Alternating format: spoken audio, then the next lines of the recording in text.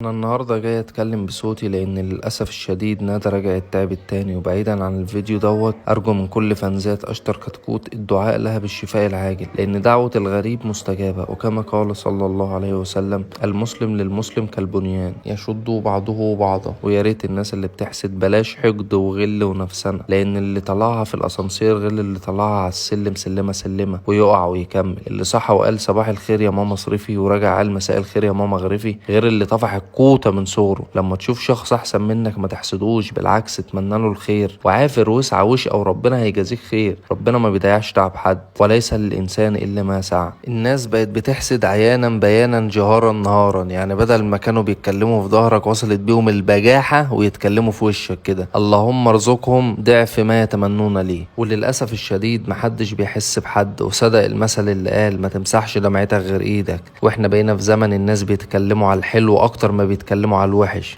على رأي جحا ما قال: انك لا تستطيع ارضاء جميع الناس. بمعنى انت لو فيك حاجة وحشة وغيرتها للأحلى برضه هيتكلموا عليك. فالافضل اننا نعمل اللي يمليه علينا ضميرنا واللي شايفينه صح ويرضي ديننا، وما يبقاش فيه ضرر على نفسنا او للناس. مش معنى كلامي ده ان كل البشر وحشة، بالعكس ده الحلو اكتر، بس للأسف اللي مسيطر علينا هو الوحش بس، الا ما رحم ربي. لو كل واحد بس يراعي ربنا في اي حاجة بيعملها او بيقولها من قول او عمل، هنبقوا كويسين وراضيين عن نفسينا. ما تبصش لعيشة غيرك عشان ما تحرمش عليك عيشتك. يا ريت كل واحد يخليه في نفسه، ملهوش دعوة بغيره، وبلاش حد يتدخل في حياة حد ويترقب عورات الناس، كما نهانا صلى الله عليه وسلم عن ترقب عورات الناس. يعني المقصود من الكلام ده اننا ما نتدخلش في امور حد، وكما قال الله تعالى: بسم الله الرحمن الرحيم: يا ايها الذين امنوا لا تسألوا عن اشياء ان تبدى لكم تسؤكم. واحنا مش زعلانين من كلام حد، ومش زعلان خالص ان ندى تعبانه، لان ده ابتلاء من الله عز وجل، وربنا مش بيبتلي غير العبد اللي بيحبه.